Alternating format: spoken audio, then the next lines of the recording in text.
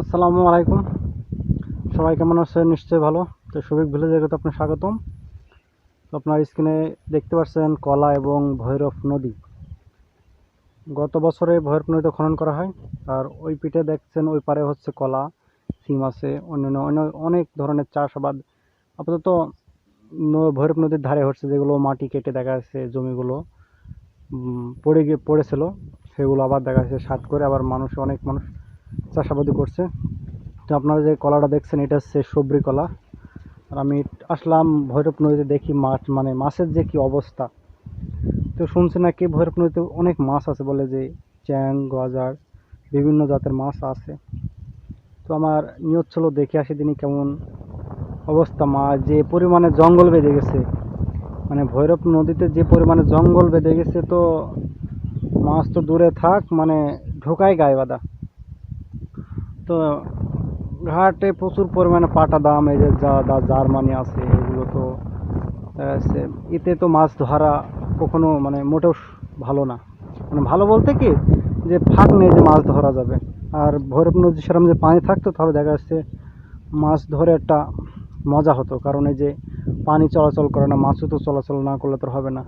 আর যে পরিমাণে পাটা দাম তলায়, আর যে পরিমাণে ওই যে একটা দাম আছে যে আপনারা চিটপিট করে লেগে যাবে, মানে গায়ে প্রচুর পরিমাণে মানে গা চুলকায়, পানিতে নামলে যেন গা চুলকায়, এমন অবস্থা। তার জন্য দেখা যাচ্ছে অনেকে মাছ ধরতে আসে। না হলে দেখা মানুষ খ্যাপলা, জাল, সিটকি জাল, তারপরে ছিপ, মানে বিভিন্ন মাধ্যমে দেখা যাচ্ছে মানুষ মাছ ধরে, বিশেষ করে ভৈরব নদীতে।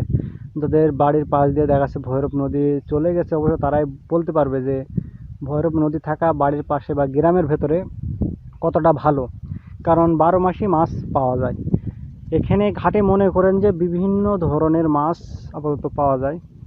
আমি একটা জায়গায় যাওয়ার চিন্তা ভাবনা আসছি, তারপরেও আমার একটা জিনিস চিন্তা ভাবনা আছে যে আমি একটা জুংলা বা একটা জায়গায় সিটকি ঘের করে মানে মাছ ধরার জন্য, সেই প্রসেসটা আপনাদের দেখাবো যে আমি কিভাবে দেখা যাচ্ছে মাছ ধরি, সেটা আপনাদের একদিন দেখাবো।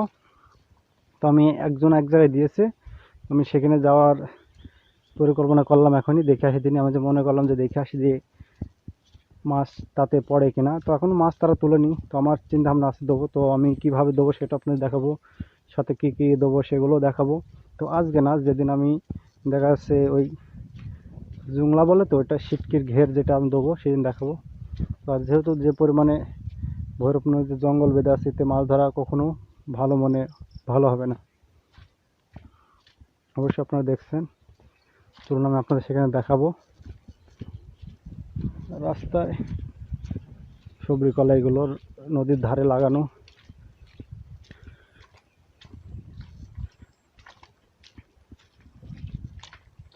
ওরে বাবা, কাদায় চলাচল করা খুব কঠিন।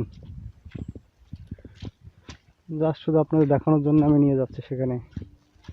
আপনার ভিডিওটা সম্পূর্ণ দেখুন। চলে এসছেন প্রায়।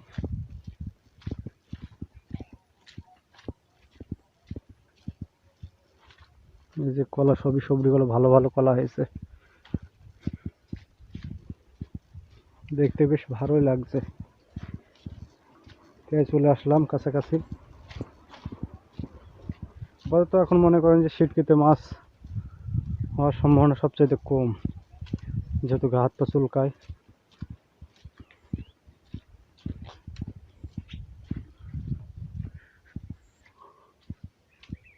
এই যে সামনে চলে আসলাম, আপনারা দেখছেন কিছু ডাল আছে ওখানে। ওই ডালগুলোর ভেতরে সিটকি জাল দেওয়া আছে, ওখানে মাছ তোলা হয়। প্রসেস মানে এরকম আমারও করার পরিকল্পনা আছে। তো আশা করি আপনার ভিডিওটা